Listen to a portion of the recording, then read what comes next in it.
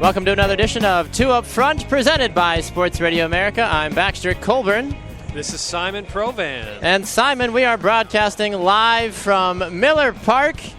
Why are we at a baseball stadium? That's right, because there's a friendly going on between Club Atlas and Newcastle United. Absolutely. We are here doing our second consecutive remote broadcast. We were at Soldier Field last week broadcasting the CONCACAF Gold Cup game after Mexico, Cuba, and Trinidad Tobago played Guatemala. And now we are here in beautiful, cloudy Milwaukee, but it's nice weather. There's good people. And we are here excited to have a lot of fun things go on in our show today. But before we get to all of that, Simon, where can people find us on social media? Of course, they can find us on Facebook. Our page is 2UpFront, or on Twitter at 2UpFrontSoccer. Yes, indeed. And you can listen to us on Fridays on SportsRadioAmerica.com. And tune in and live 365 from 3 to 6 Eastern on Fridays. Once it comes around to the school year, we'll have a little bit of a different schedule because of your teaching and other things that you'll be doing. And your new life. And my new life of work and commitment and marriage and et cetera. Exciting stuff. Exactly. I had the talk with my wife last night, Simon. She's like, how soon can we have kids? Already? We had the talk last night, and she's like, what's a realistic picture? I'm like, oh, boy. Liz, slow down. Yeah. I'm like, sweetheart, we have been married for 2 months. I want kids as much as she does, but still, I'm like, let's live a little bit, please. I've got 2 beautiful daughters. Yes. I wouldn't trade them for anything. I'm just saying, you guys got to get used to each other first. Absolutely. You got to learn what this marriage thing is all about. Set yourself up for success, right? That's what I'm hoping for, honestly. We got plenty of time, but she either wants a puppy or a baby, so that's the compromise. Well, so puppies are good. We might have to go for a puppy. I got 2 60-pound dogs that were once puppies. Okay, so we can grow into either a child or a dog in the near future. But we are excited because speaking of growth, not only with animals and humans, but with the growth of development in soccer in Milwaukee, the reason we are here in Milwaukee tonight, not only is it our home city, but it also is a fun atmosphere tonight as we are broadcasting from the MKE Barons Tailgate Party. Now, Simon, for those people out there that aren't exactly familiar with what the MKE Barons is, why don't you give them a little bit of background while I get our guest ready to roll? Sounds good. So the Barons is a name that a couple of gentlemen came up with, James Moran and another gentleman here in Milwaukee that I apologize, I don't have his name right now. But James has started up the Milwaukee Soccer Development Group in hopes of getting some futsal courts in Milwaukee, but also has even a grander dream, and that is to bring a full-fledged professional soccer team to Milwaukee. So their supporters group has been named the Barons at this point. And here we are at this tailgate. Awesome atmosphere. So if you're hearing talking in the background, music in the background, that's why you hear that. I wish you could smell the brats and the beer, because that's, of course, another thing we celebrate here in Milwaukee. And actually, we do have a special guest with us, Mr. Brad Kostreva. Welcome to the show, Brad. Thanks, Simon. Great show. Love the topic. Awesome. Thank you. We love having you. So, Brad, you were one of the first volunteers for the Milwaukee Soccer Development Group, which James started. It's a nonprofit group. That's correct. About 2.5 years ago now, James started the Milwaukee Soccer Development Group in order to really do 2 or 3 things. First of all, promote the sport in the city, which I think is he's doing a pretty good job. If you think about it, in 2 years now, we've had 2 professional soccer matches here in Milwaukee, which I think is a great start. And secondly, really to kind of make the sport accessible to inner city kids, youth, kids who don't necessarily have the opportunity to get the gear that they might need, or the balls that they might need, or the equipment they might need to play. So we've done several fundraisers over the last couple of years just to kind of help buy some of that stuff for them. Then we go to these schools, these inner city schools, these inner city soccer clubs that have very little, and say, here's a bag of gear, a kit. That's awesome. Whatever, yeah. That is one of the things we know that has been a bit of a stunt of the growth here in this country, is not being able to get into all the communities that we want to bring soccer to. And a lot of that is unfortunately the pay-to-play system we have. And I understand why it's there. It's tough to figure out how to do without that pay-to-play system. But what you guys are doing is pretty awesome, is finding a way to make it so that, like you said, the inner city kids have access to this wonderful sport as well. And the sport is really quite simple. Here's a ball. Kick it, right? But in order to play and really get involved with how it works and how it comes about, you really need a sense of the equipment that you're going to need. You need a place to play, for goodness sakes. You need nets in the actual goal frames. You go to a lot of the parks here in Milwaukee and you see all these empty frames. You're just like, boy, just a few bucks. Maybe we could put a net in there. Maybe we could paint some chalk down and make an actual pitch out of it. So it's a great secondary mission to bring soccer to Milwaukee. But I think MSDG and Milwaukee Soccer Development Group's primary mission of making it accessible to the people in Milwaukee, especially the inner city kids, is just. It's what brought me into the group in the first place, quite honestly. And as you said, you're one of the first volunteers, but as I was talking to James Moran, the founder of the group this morning, he did say you were the very first person to reach out to him because you wanted to help out, you love the cause, and you wanted to jump in. So what you've pretty much said everything I think you needed to as far as why you do it, but is there anything extra that really drew you into wanting to help this group? Well, I think as a kid I was pretty lucky. I had the opportunity. I grew up in Kenosha, a couple scant miles south here of Milwaukee. I grew up in Kenosha and I had the ability to play on a youth team. But just knowing that not everybody has that chance. And, the 2010 World Cup was quite telling. If you think about I've been to South Africa. I've seen what it's like down there. I've seen the immense levels of poverty that are down there for just massive amounts of people. But they still have the ball. They still play, and it just felt like, what if in our little corner of the world, Milwaukee, Wisconsin, we had an opportunity to help more kids find the ball and be able to play. So it really was the driver. Maybe the personal experience helped me quite a bit in order to feel like I fit into this project. And actually I had like an urge to kind of start something like that, what could I do to help kind of thing. And then randomly on Facebook, I see the Milwaukee Soccer Development Group and I see this guy, James Moran, who I didn't know from Adam. I said, let's give him a little Facebook message or text him or whatever and see what happens. I was volunteering for everything they did for the next 2 years, like I said. So. Yeah, and now here we are today. At least 400 people bought tickets to the tailgate, the Milwaukee Barons tailgate, which obviously is a fundraiser for the Milwaukee Soccer Development Group. $5 from every ticket. I think it's 5%. 5%, I believe. So. Yes.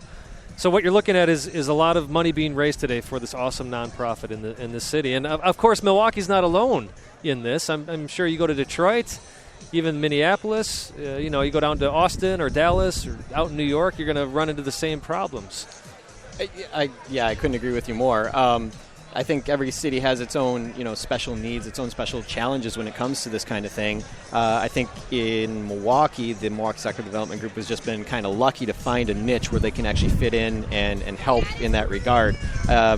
When it comes to, across the country, certainly with the success of the women's soccer team this year in the Women's World Cup and honestly the success last year with the men, you don't have to win to be successful. That's right. That's right. But I think the popularity of the sport is just exploding more and more every year we look at it. Right. I mean, every year there's record-setting TV audiences in the U.S. Absolutely. I mean, you and I have talked soccer now for as long as we've known each other, for going on a decade, and I think every year we go, my goodness, have you seen this? Have you seen that? Have you seen these amazing ratings? Have you seen the crowds? Have you seen the size of the crowds at these MLS games, for example, or the percent capacity that they fill compared to, say, an NBA final or something like that? And it's mind-blowing how it just explodes every year, and it surprises both of us, I think. It does. Every it year.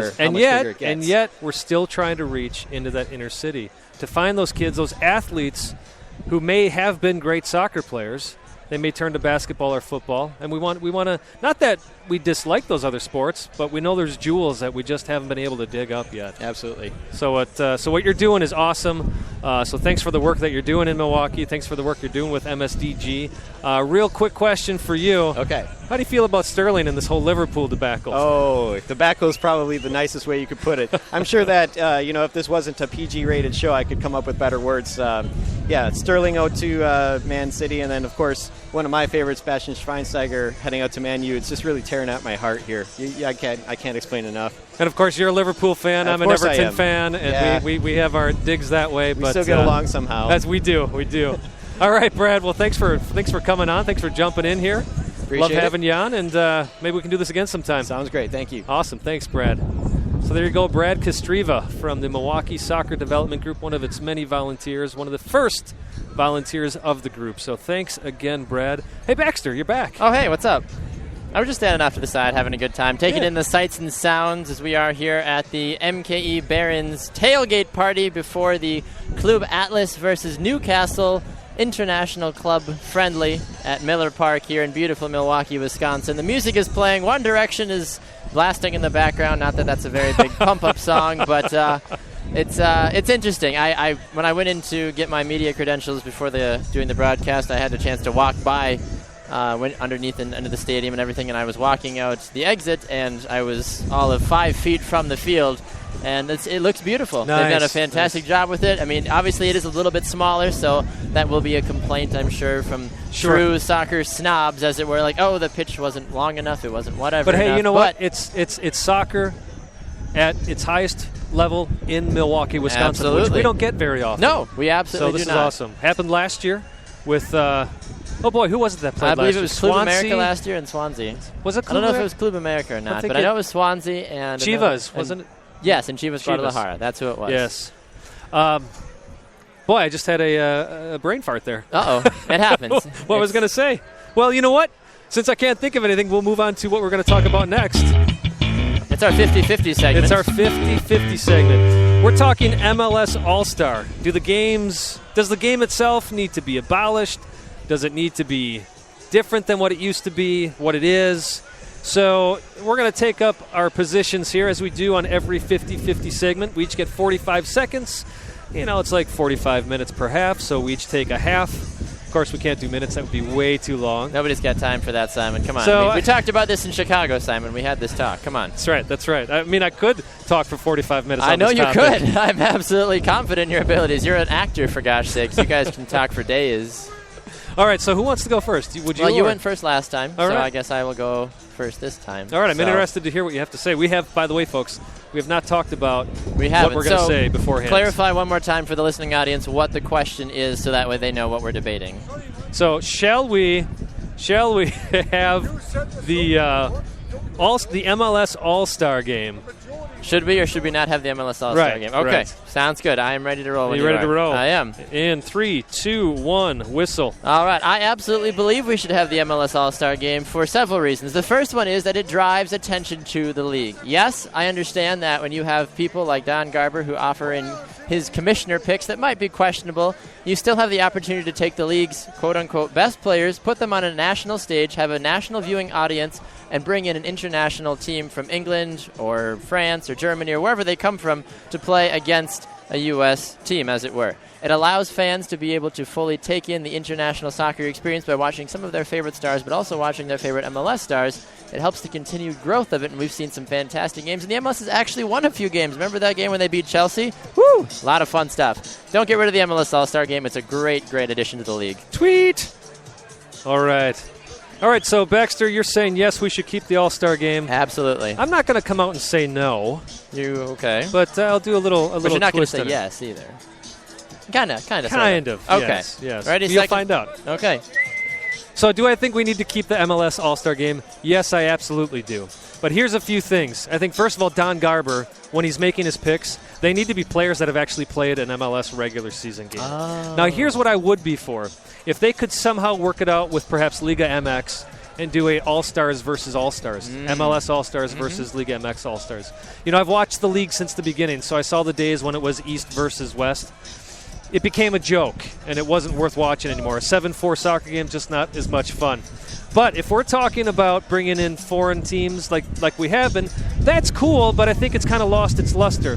What I would say is the East-West format could work now. We've got the talented players to do it, so it just needs to be revamped.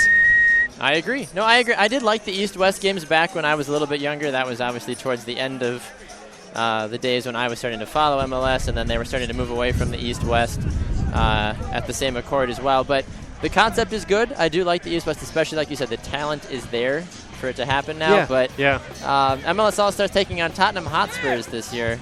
It is pretty cool. You know, the problem you run into is these are warm-up games for these international teams. I thought it was awesome when they were younger, like they beat Chelsea. Yep. What I thought was ridiculous, though, is how they had the trophy presentation, the confetti shooting. It's like, guys, come on. It's Chelsea. I mean, they lost 2 consecutive years by a goal difference. I think if it was like 10-3 against Man United.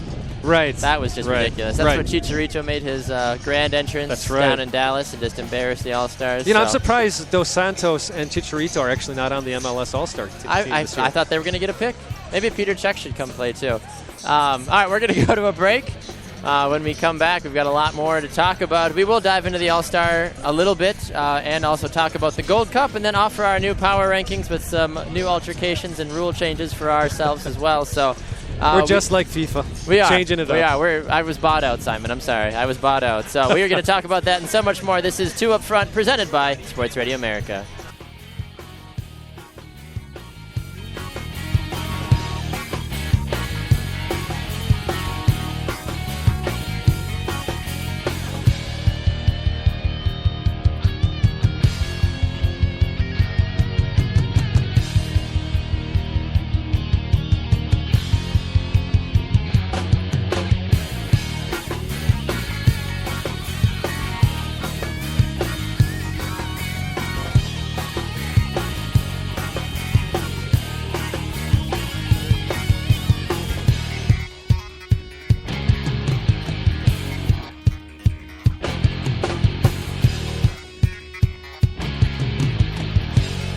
Welcome back to 2 Up Front, presented by Sports Radio America. I'm Baxter Colburn. This is Simon Provan. All right, Simon, where are we today? We are at a baseball park? I'm a little confused. You know what it is?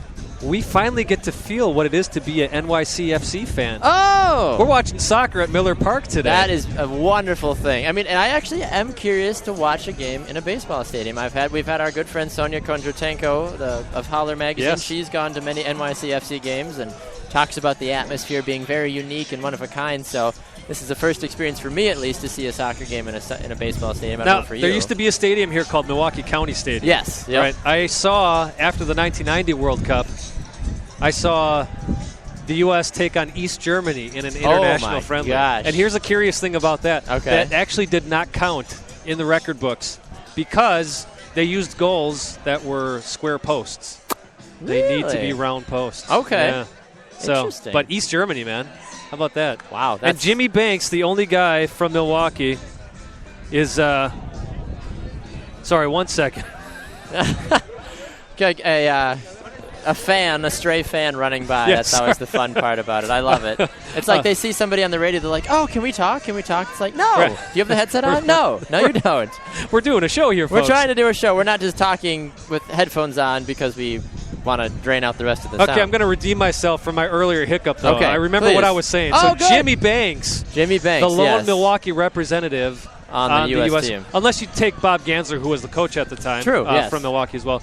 Jimmy couldn't play in that game, the only game the U.S. played in Milwaukee, because he had gotten, I believe, a red card in his last game. But the game didn't World count, Cup. so why does it matter? Well, it did. They thought it was going to count. It wasn't until afterwards that they realized this game can't count because of the square post. Ridiculous. So yes, I've seen a game. I think they sold maybe 12,000 tickets, if even that, for that game. They're expecting about over 20,000 at tonight's game. Miller Park at capacity, I think, can hold 30 or 40,000. Around there. I'm spacing on how much it hosts. So about 20,000. It'll be a good atmosphere. It will. We're they excited. Sold for that. over 30 last year, over 30,000. Yes. So I'm expecting around the same. And I've heard mixed numbers if it was between 20 and 30. So sure. I'm assuming it's probably that mid-20 is what we're going to end up seeing tonight. So as we are broadcasting live from the MKE Barons tailgate, they are in the process of trying to push for a NASL or USL team, and we will hopefully be chatting with their representative, James Moran, later on in the show. He is excited to talk about the movement,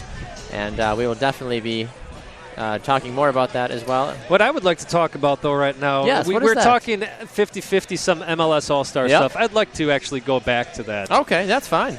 I don't mind talking about that. Now, I can't complain too much. I didn't put in my fan votes, but my goodness. Giovinco. I had media votes. You did have media votes. I'd call you a turkey, but we're on air. Well, I guess I just did. You did. Well. So, hey, did you vote for Giovinco? Can I ask you that? I think so. I'd have to go back. I can try to pull it up while we're talking. I can find who I voted for, I'll tell and you can what, yell at me if I didn't. It is absolutely ridiculous. I don't understand how he doesn't get voted for. Or not voted for, but not picked. Well, here's the thing. He can still be picked by the coach. The coach gets, I think, 5 or 6 because they've only got 13 on the roster, right? Right. So I hope to God he gets a pick. Yeah, so the coach gets to pick. I think what the key is who the fans pick. If I remember, I don't know if they've changed this since a few years ago, but it used to be who the fans pick. That is who will start the game. Gotcha. But I don't know if that's true. So I could be talking incorrectly, and I apologize if I am. But Giovinco, I mean, he is the leading MLS MVP candidate right now. Absolutely. And the way he's been carrying that team, especially without Bradley being there. Yes. I'm not even going to say without Altidore being there because it doesn't count. It doesn't count right now. No, not at all. I mean, if you watch that NYCFC Toronto game, oh my goodness, that was the Giovinco David Villa show. No, exactly. It took him 9 minutes to score a hat trick. 9 minutes, exactly. 9 minutes. And granted, the voting was done before that game. But that's not unusual. That's how he's been playing. He's had this atomic ant, basically, prowess, this reputation across the league for almost a month and a half, if not 2 months. I cast my media votes probably about a month ago, but even still, I definitely voted for him. I did find out I did vote for him, obviously. Why would you not? Are you telling me that there's somebody you would rather have in the league to play in place of Giovinco to take on Tottenham Hotspur? Obviously, Clint Dempsey or David Villa or Obafemi Martins. And that's the problem. Clint Dempsey does not deserve to be a starter. He does not. I agree with you. But that's the problem with these popularity contests. Absolutely. That's what it becomes. How is Giovinco not popular? Well, Has there's nobody the other thing. Watched a game for Toronto this year? The people in this country have built up such a great knowledge of this game. For them not to recognize that talent and make this a popularity contest, rather than what I feel it has been at least, is people recognizing the talent that's there. And then you have a commissioner picking two guys who have not played in an MLS game. No, Gerrard has played in an International Cup game. Sure. But even still. But that's not an MLS Lampard hasn't even touched the field yet. He was supposed to start this last weekend and didn't. Right. Well, so there was a lot of and then you go back to the whole debacle. Yes. You know, with Lampard and so I Man feel like City he group. owed it to himself. I feel like Garber was like, all right, let's just, let's add Lampard. Let's just all smile and forget about it. And I think he just made it worse. And he does. Because here's the thing, Baxter, is you and I, obviously, we love this league. Yes. And the burning passion. We get so aggravated when people call it a Mickey Mouse league. But when your commissioner's making picks like this, yes, it's hard to argue against that. No, I agree. Let's look through the starting 11 real fast. So goalkeeper Nick Rimando. Fine. I don't mind that. Yeah, I mean, if we want to have a good, solid goalkeeper against Tottenham, sure. Rimando's my first pick out of MLS. Sure. If the Revs would have been playing better this year, Bobby Shuttleworth, I felt like would have deserved it, but he hasn't played well. Revs defense has been atrocious. Whole nother topic. I'm going to need a drink to talk about that. Anyway, defenders, they're going with a 3-4-3 formation this year. Omar Gonzalez, Matt Beasler, DeMarcus Beasley. So the United States back three is what it's going to end up being. World Cup back three, I should say. There you go. Because all three of those players are on the U.S. World Cup team. Yes. So they have the chemistry there-ish. So we'll see. That could play in their favor. Midfielders are Kaká, Michael Bradley, Benny Feilhaber, and Graham Zusi. I don't agree with Susie being there. No, I don't either. Feilhaber, yes. Bradley, yes. Kaká, sure. But Zusi... Kaká will make it fun. He'll make it fun. I don't have a problem with Kaká, but Zusi hasn't done anything this year. He's been following injuries. Now he's on the Gold Cup roster, barely seeing the field. When he is on the field, he's not doing anything to change the game. I don't agree with Graham Zusi. I feel like there's many more talented midfielders out there that you could pick over Graham Zusi. Yes. But, like you've mentioned time and time again, it does a lot, unfortunately, come down to a popularity contest. And then, of course, the forwards. You have Clint Dempsey. You have David Villa. David Villa, absolutely. Yes. Absolutely, absolutely. That's probably the one pick on this whole roster where I was like, I would give all of my money if I had one pick just to vote for David Villa because he has done absolutely lights out this year for NYCFC. So he deserves that spot. He does. The one thing, I get why they do this, the Obafemi Martins, the reason he's on there is because it was the EA Sports and AT&T More Than a Vote tournament winner. The way it works is you play FIFA Ultimate Team, and whatever MLS player you score the most goals with over a certain amount of time, that's how they get voted Sure, in. but that just means you've got a bunch of Seattle fans playing that game. Oh, absolutely. absolutely. They've been button smashing for the last 3 months up until 3 a.m. scoring Obafemi Martins goals. So I get why you like that, but even that I'm going to say well, I no. like it if it was Obafemi Martins last year as well. Okay. And I get it. I've played FIFA with Obafemi Martins. He's a good player. He's a lot of fun to run with. He's got pace. He's that typical FIFA player you love to just hold down the speed button and just go. But even him, I would say, I mean, he was dealing with injuries early. That was my big issue, too. He's been dealing I with would issues. say he's had half of a good first half of the season. Not enough to be not enough to be a MLS All-Star at this point. My big issue is where the heck is Kai Kamara? Where is Kai Kamara on this roster? I hope to God whoever the coach is. I don't know. Do we know who the coach is? We do. It is. I'm trying to see the press release here. Oh, this is awkward. This is awkward. But whoever the coach is, he has those 5 picks that you were talking about. Pablo Mastroeni, because it's in Colorado. That's why. It's Pablo. That's right. So Mastroeni, I hope he does do the league a favor and does bring in Kai Kamara. Kai Kamara is a lot of fun to watch. I love Kai Kamara.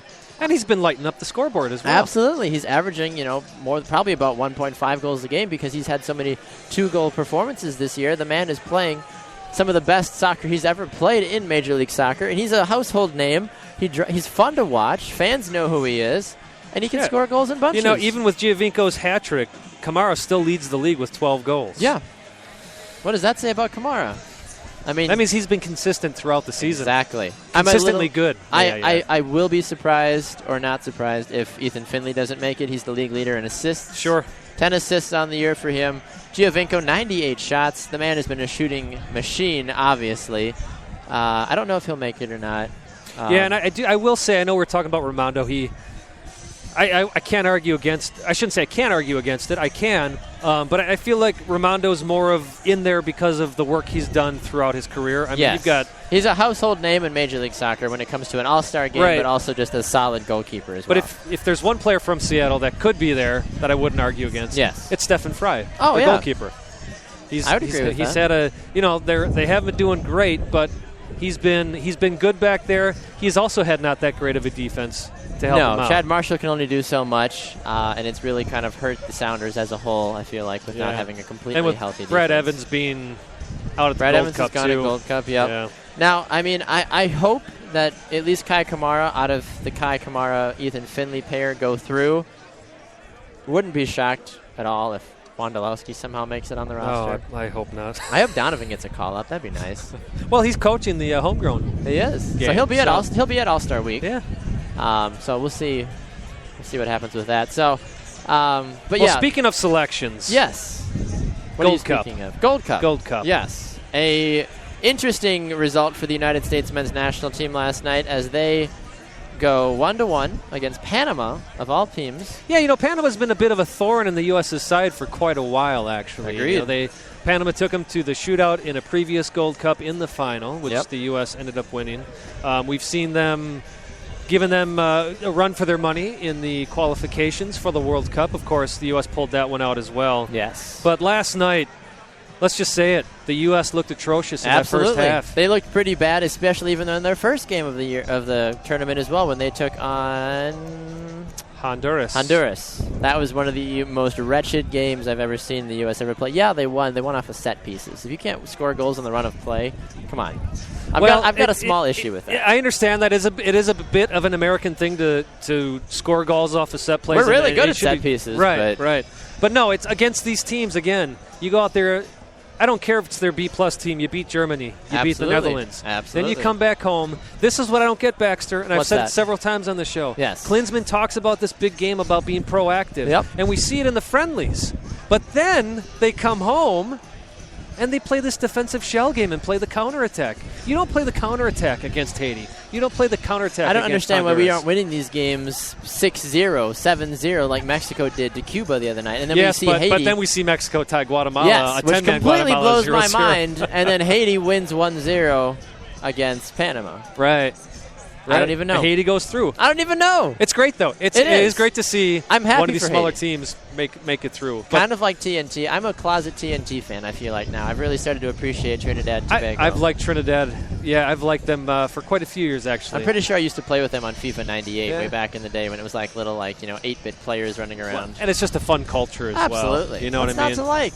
They love the game. They play it more for the passion, not because they're a national powerhouse. But if they can do well in this tournament, who's to say they can't maybe pull an upset against the U.S. or Mexico in the final? And on top of that, what Jack Warner did to them, stealing all the players' money from the 2006 World Cup. Absolutely ridiculous. You can't help but want to see that team succeed with Jack Warner finally out of there.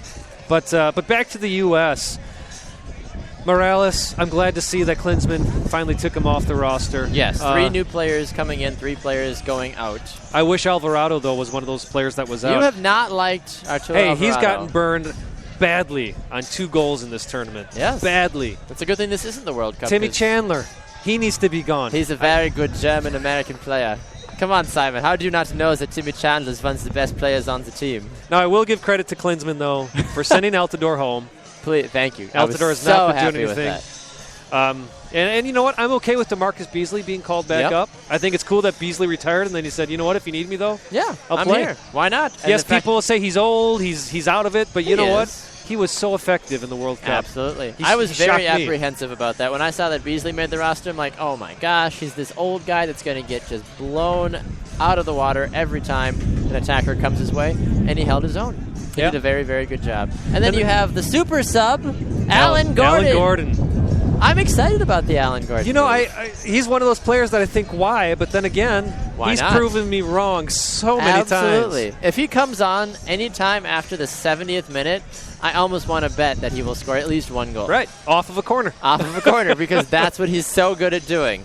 So whether or not Alan Gordon is able to do such a thing, we'll see. We could use some Alan Gordon magic later on in the tournament. That would be absolutely awesome. And then we also see Greg Garza get left off, which was interesting because Greg Garza was brought in to replace Brad Davis. Yes. Saw the field just a little bit, and he's gone. Joe Corona replaces him. I don't mind Joe Corona. I don't mind Joe Corona either. Player. When the U.S. played Mexico, Joe Corona was causing headaches up and down. And I think that's exactly why Klinsmann called him up, is just in case they end up meeting Mexico in the final. Yes, absolutely. Now, on top of that, though, I would have loved to have seen Alvarado gone. Yes. And Matt Besler brought in. Yes. Matt Besler obviously is a strong, young, talented defender.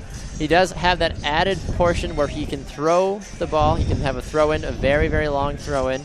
We've seen SKC utilize that multiple times this season, especially when it comes to giving the ball to Dom Dwyer, Graham Zusi, Benny Feldhopper in the box. Matt Besler, a very talented man on numerous different accords. Right. And he's not the slowest guy on the field either. Correct. That back four has... Well, I'm going to say that back four has not looked good. At the same time, how does Klinsmann expect these guys to develop chemistry when he changes the lineup? I mean, he had 7 changes in their second game. How can he sit there and say, we're going to get better with each game, we'll develop our chemistry, when you're replacing so many players in the starting lineup? So who's going to be the starting forwards now? Is it going to be a single forward with Dempsey, or are you going to have Alan? You won't start Alan Gordon, surely. I think Altidore is perhaps the only player you can do a single forward with. I think Klinsmann's going to go back to the old 4-4-2. He's going to go with 2 up front. That's what he's going to do. Absolutely. I hope he goes Dempsey Zardes up top. That would be fun. I could see that.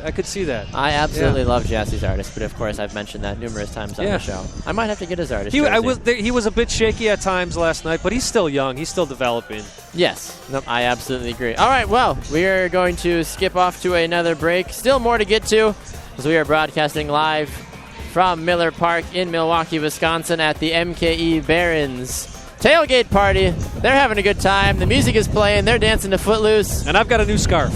And Simon's got a new scarf. I have a bow tie on. That's about all we got for you. This is 2 Up Front, presented by Sports Radio America.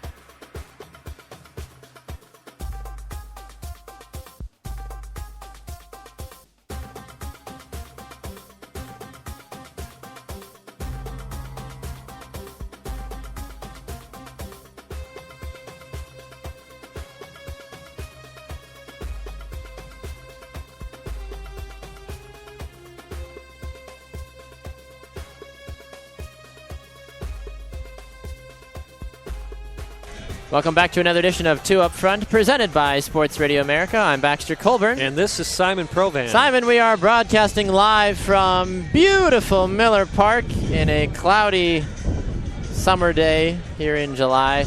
But we are here for a very interesting and good reason, are we not, Simon? We are. International club friendly between Newcastle United and Club Atlas from Liga MX. It's club. It's not Klub. No, I understand. It's a cultural thing. It's Klub. It is. Yes, I am all about pronouncing names the way people would pronounce their own names. Now, is names. it Juventus or is it Juventus?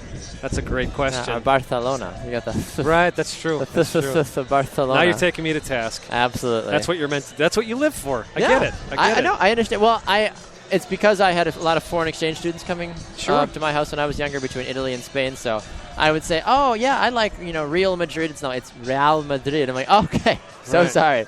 Just like it's Real Salt Lake. Yes. Yeah, Real. It's Real Salt Lake or RSL. Or is it Real Salt Lake? It's real. It's real salt real. land. Salt Lake that is lake real. is real salt. In Sandy, Utah. Yeah, absolutely.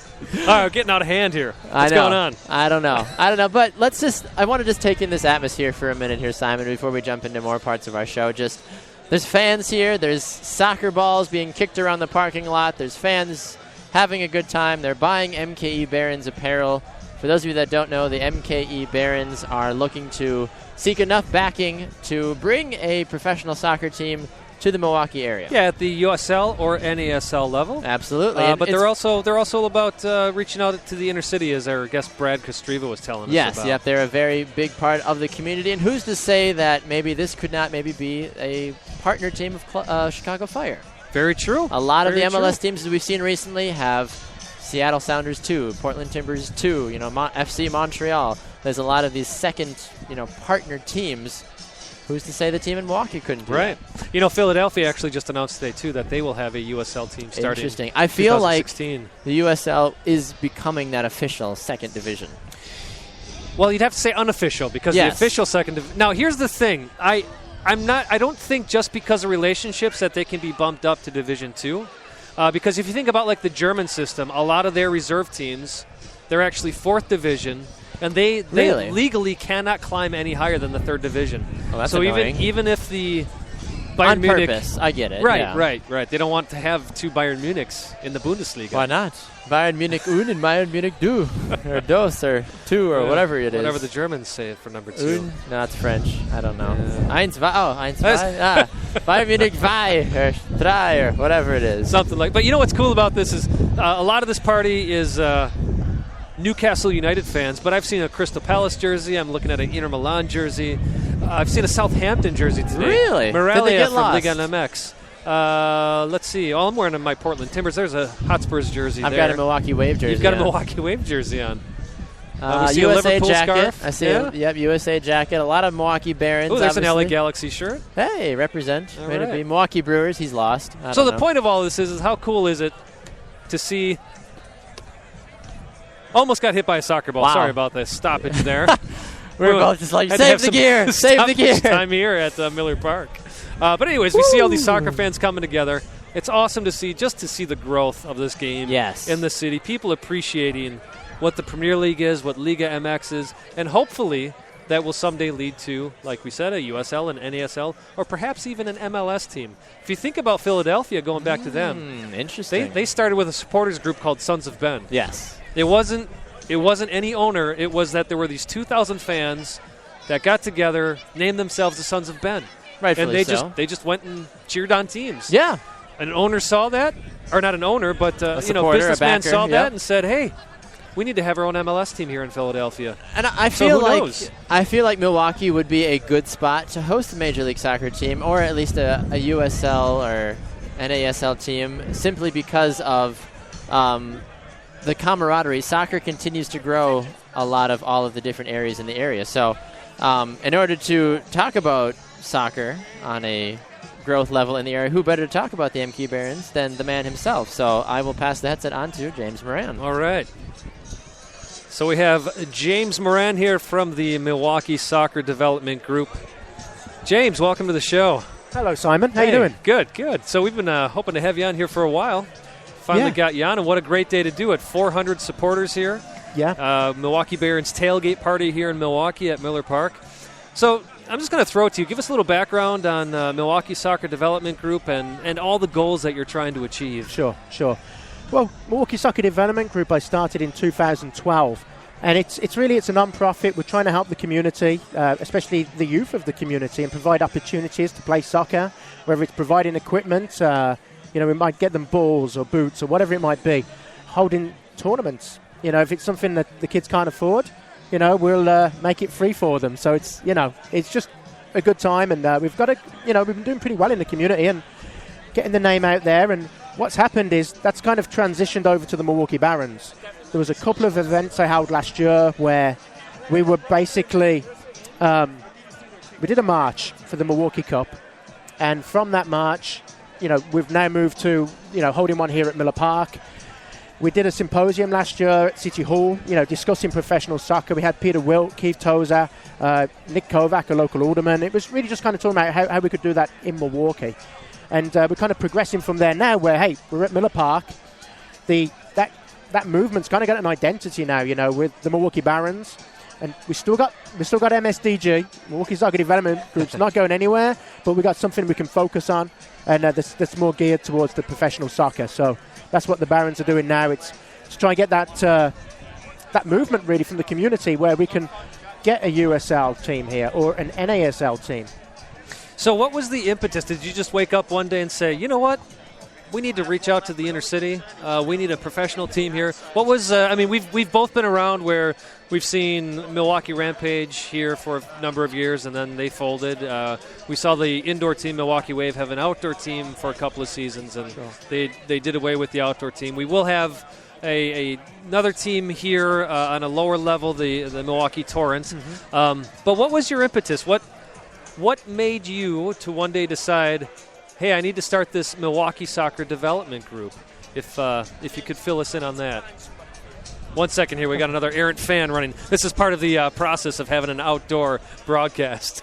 Yeah. So, James, I was asking about the impetus for this. What made you go, I want to do this? I organised an event with Leroy Butler, as he calls himself, the inventor of the Lambo Leap. And I did it in South Milwaukee. It was at my dad's pub, Moran's pub. And we raised money for his breast cancer foundation. And it was great. We did it on St. Patrick's Day on a Saturday about 4 years ago when it was 78, 80 degrees. It was gorgeous.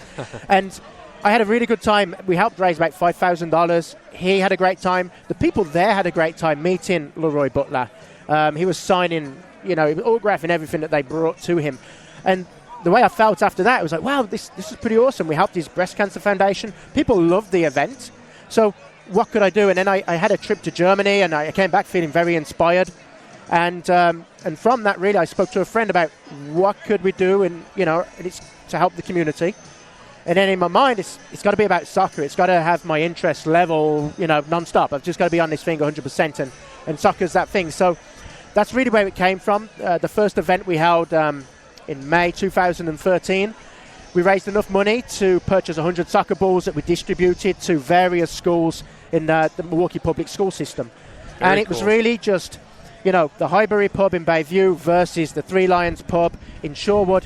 Various challenges, soccer challenges that are really just, there's no contact. It's not a game.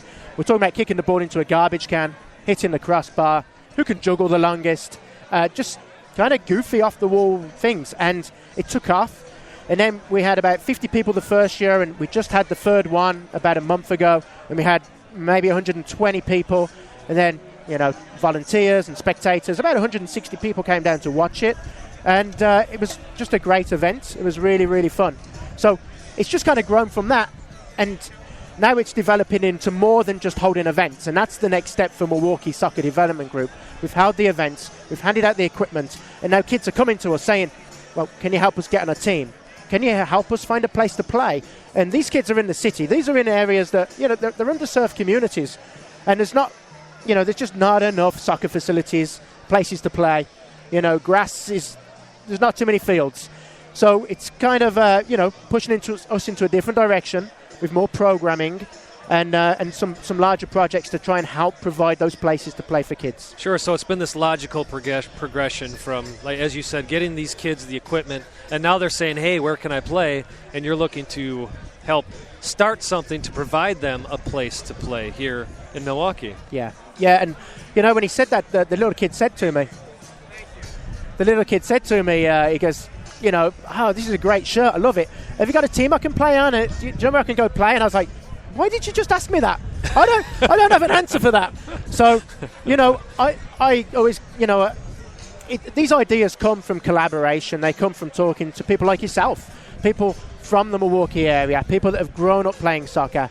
And you know, it's talking with everybody. Brad Kostreva, who was on here earlier, you know, we get these ideas, and then we talk, you know, to Baxter, and we get another idea, and then things just build up. Baxter's build up full from of there. ideas. I know, I can just see it in that bow tie he's wearing. It's fantastic. So that's really where it comes from. Somebody has an idea, we start talking to other individuals, and then it blossoms into something really, really special, which is maybe how your radio show started. That's right. And we're still looking to grow as well, so we're all in this together. Yes, definitely. So, James, the last question for you. I know you're busy. You got other interviews to do. How did the Barons come about then? So we've heard about MSDG. We heard about the goals that you have. But how did the Barons then actually come about? People were asking to do something, you know, professional soccer. They said, have you ever thought about trying to build momentum to bring a team here? And I kind of laughed at the idea. Who am I? Why would anybody really listen to this? And then somebody else said it. And I says, all right, if you help me, then I'll give it a shot. We'll hold an event. So it's really other people coming on board, helping out, taking that load off of me. And together, again, it goes back to that collaboration. I can work a project myself, and I can hold it next year, and we'll have a few more people. But if I work with you, if I work with Baxter, if I work with John over there, these ideas are going to multiply. We're going to collaborate on a daily basis, weekly basis, whatever, and we're going to turn these ideas into fantastic events, fantastic community events like tonight. And here we are, surrounded by hundreds of crazy soccer fans trying to distract me as I talk. I played soccer with that guy 10 years ago. I played with him 2 years ago. Okay. He doesn't look like he should be any good, but he really is. He is, yes. And that's cheeks. But, yeah, it's just people are excited. There's a good buzz in Wisconsin, you know, and we all want a team. But, you know, I don't know your group of friends. You know, and if we get all of these people, we all bring everybody together, whether it's a march or a viewing party, just like the Brickyard Battalion did in Indianapolis. And those guys, they're advising us, whether it's Peter Wilt, who I just spent a few days with in Indianapolis last week, or Josh Mason, who founded one of the founders of the Brickyard Battalion. So these people are out there. They've seen it happen. They've done it. And those are the people that are advising us. And we've got a head start on them. I mean, what we're doing here is, this is good. I mean, this might take a year down the road to get to, and we're ahead of the game.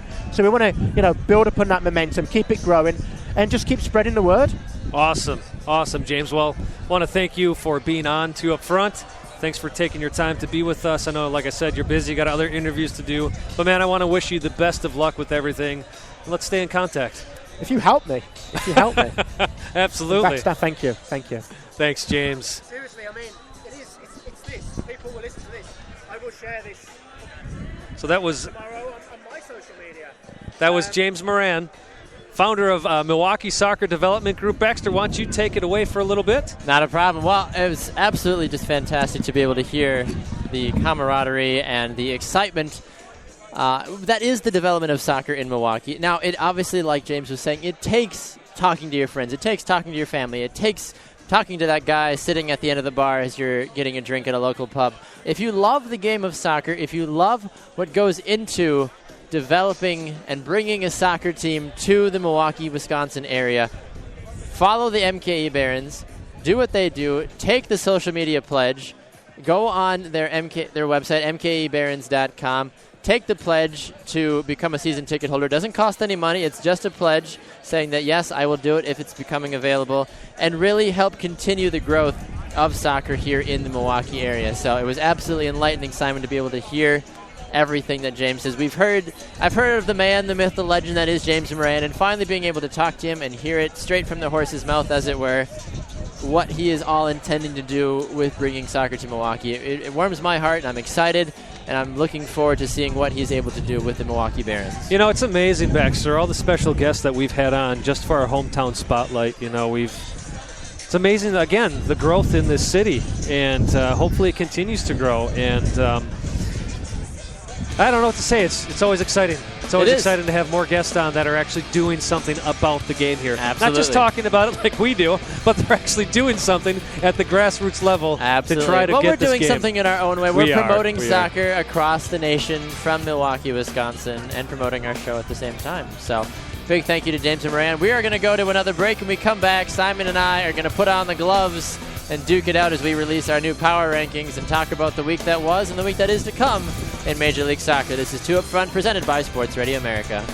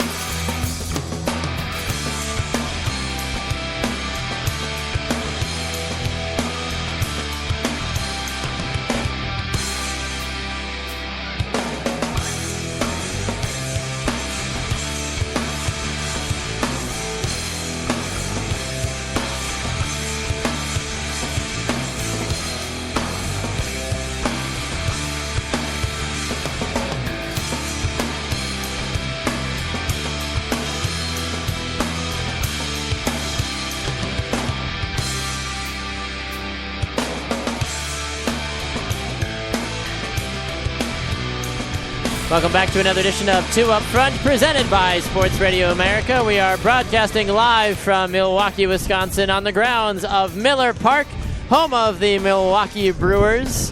But that's not what's going on tonight. We're not here to catch a baseball game, Simon. We are here to watch what? We are here to watch an international club friendly between Newcastle United and Club Atlas. Wow. I said club just for you. Oh, thank you. So Club Atlas from Liga MX and, of course, Newcastle United from the Premier League in England. Newcastle. I remember Michael Owen back for Newcastle back in the day. There's a gentleman over there wearing an England shirt with Owen on the back. Ooh, and then I see a lot of Newcastle. There's an Ibrahimovic jersey back when he played for Inter Milan, one of the many stops on his Galaxy jersey, Chicago Fire jersey, Chelsea jersey.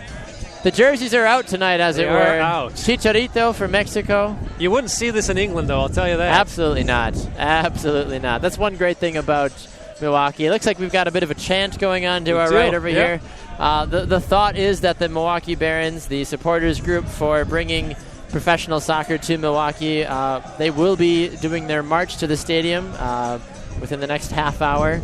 I will be hopefully on my way up to the media booth by that point. I'll be joining the march, though. You will I'll let you know how it goes. So take some pictures and look for social media for some of those pictures from Simon as well. So we have a new format for our power rankings. We haven't done our power rankings in a few weeks because Simon was out of town and this, that, and the other. We didn't do them last week because you had just come back into town, didn't have time to really formulate them. We were talking at Soldier so much Field. about Gold Cup. And Exactly. So we have a new format, Simon. Care to let the listeners in on what we're doing now? I would love to. So Baxter and I each have our own top 5 that we're going to talk about. Yes. It's become more and more through the weeks that we don't completely agree with each other's picks. What? So therefore, we decided, well, you know what we should do, instead of coming to these compromises and not being able to sleep at night, losing so many hours, that, you know what, let's stop trying this compromise stuff. It worked for a while. It did. It worked for a while. And compromise is good in life, don't get me wrong. Oh, of course. But we've decided to take our top 5 and say, this is mine. Yes. Baxter says this is his. Absolutely. And we're going to duke it out a little bit on the show. All right. So I like we the way that invite works. you then to go into our Facebook page, which is Two Up Front. Yes. Social media at Two Up Front Soccer. Two Up Front Soccer. You can follow Twitter. Simon at Simon Provan, and I'm at Baxter Colburn as well. Yeah, feel free to chime in on any of the social media sites to let us know your thoughts perhaps on who is more correct, or share with us your own top 5. We love hearing. We've had a lot of different responses, so a big thank you to some of the Vavel writers that we had. We had Afshin Zahari on last week, one of the Vavel USA's writer. We've had Matthew Ryan Evans on in the past, Chris Blakely, Sonia Kondratenko. We've had so many different guests that have not been afraid to share their opinions with us, and we saw some on social media this week. A good friend of mine, Chris Blakely, was agreeing with some of the comments that you had about Morales needing to go, and then he agreed with me about Jill Ellis needing to stay for another term as well in the World Cup. So we appreciate the interaction that the fans give us, and we've got a lot of. It's funny as we're doing this broadcast, people are walking up to us. They're looking almost like we're aliens. They're like, "What's the big headset on your head? Why are you talking?" It's funny. It is funny. Maybe this is what it's like to be famous. Maybe we are famous and we just don't know it. I don't know. Probably not. Absolutely. Anyways, power rankings. Yes, that's you why keep we're drifting here. off in the La La Land watching these chants. Come on back, I'm Baxter. sorry. Come on back. I'm back. All right, so Shiny thing. What? No, I'm kidding. I'm back. So our top 5. Yes. Actually, our 5 is not too far off, but there's one team in particular that that we disagree with. So for most of it, I feel like we will agree, and I'll let you facilitate with the order, and I will let you know because I feel like I agree with 4 out of the 5. So. I think we should start with number 5 and work our way up to number 1. Absolutely. So my number 5 is New York Red Bulls. Yes. I think we should shoot off with who your number 5 is, and then we'll debate a little bit. Well, my number 5 on my list is the other New York team, New York City FC. I feel like the form that David Villa has been in recently is absolutely unmatched, aside from maybe Sebastian Giovinco with Toronto FC. But NYCFC, yes, they did lose to the Red Bulls, but they have still managed to play very good soccer recently.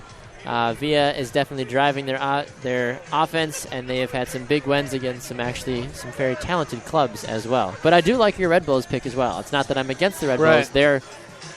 I'm not sure where they are in my rankings. Well, here's my biggest thing is that the Red Bulls, they didn't just beat NYCFC. Yes. They completely dominated that game.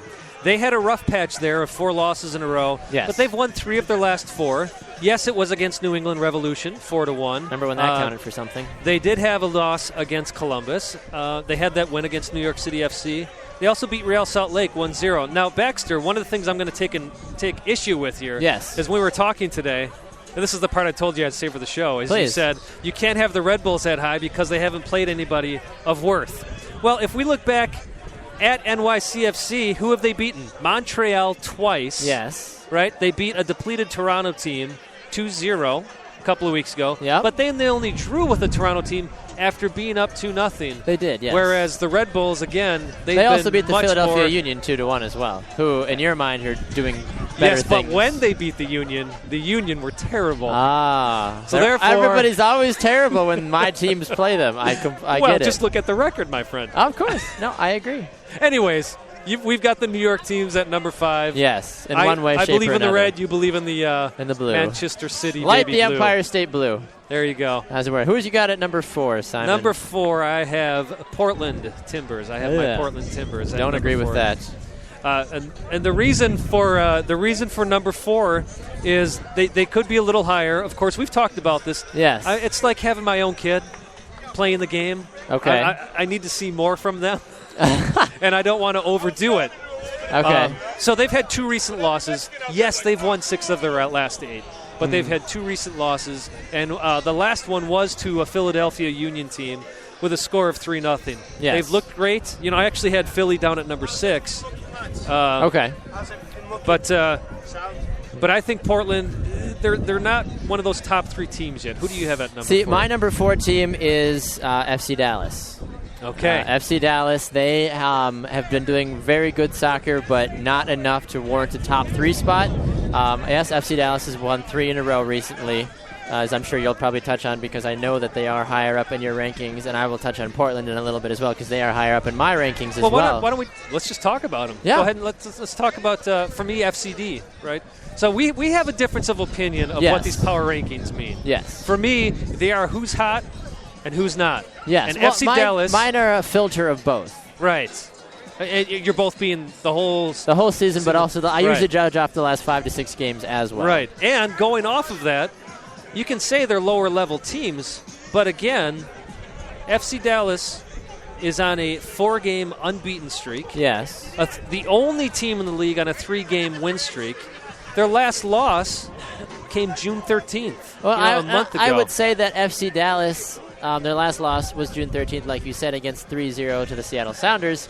When the Sounders were a very good team at that point. At that point in time in the season they were, yes. But I feel like FC Dallas, the only real game that you could really make an argument was a big game that they beat was Orlando City because Orlando City has been garnishing some attention recently. They've been building up. They're 2-2-1 over the last 5 games, though, so If I had to pick out of any of them, that was their biggest win for FC Dallas. So again, going back to my deal, Yes. who's hot, who's not, you just made my argument for me as to why Dallas needs to be higher. No, I don't think they need to be higher because they haven't beaten anybody consistent. But they've been consistently beating teams. Yes, but they haven't here's the beaten key, good though. records, Without Blas Perez, they've been winning but games. Blas Perez, we saw He's one of their top goal scorers. Yes, in the beginning of the season, he was a very good goal scorer, and then he dropped off for a majority of the season since then. And yes, I know he's been gone recently for international duty, but still, FC Dallas has still been able to have a lot of different offensive options without Blas Perez. And that's exactly why we have this new format, is to have these great debates. I think we Dallas both make valid arguments. I like FC Dallas at 4. You like them at... I like FC Dallas at number 2. At 2. So where do you have Portland then? Portland is my number 2. You're number 2. Yes. Okay, I like that. I'm not going to argue with that. I know. I was going to say, you're not going to argue with where I have Portland, but at the same time you will because...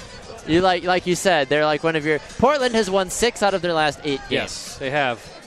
But the 2 losses they had, that's where it gets me. Yes. Is most recently, again, that 3-0 loss to Philly. Yes, and then of course. the 5-0 loss to Atlanta. Or not Atlanta. Atlanta. Wow, when did they start playing? Wow. Los Angeles. Los Angeles, yes. And we saw Los Angeles go and get rebuffed by San Jose with a 3-1 loss as well. So Los Angeles is my number 2.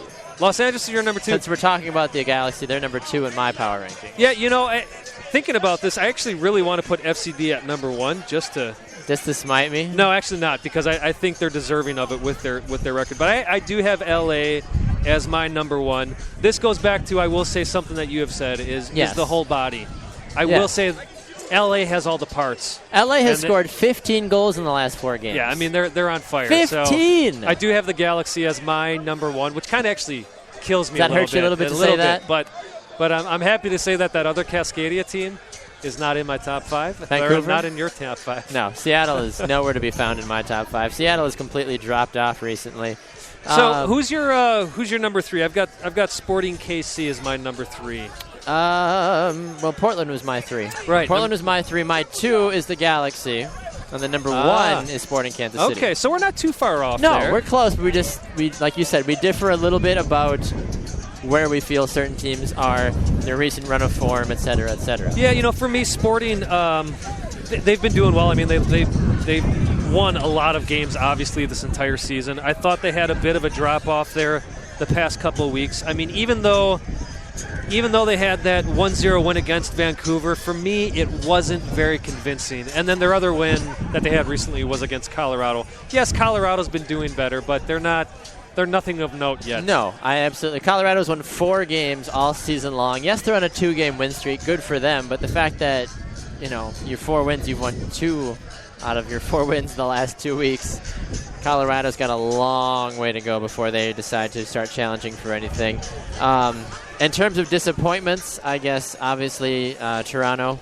Yes. In my opinion, the last 5 games, they've only won 1 game. They've had 2 draws, 2 losses. Their evolution, they've lost their last 5 games.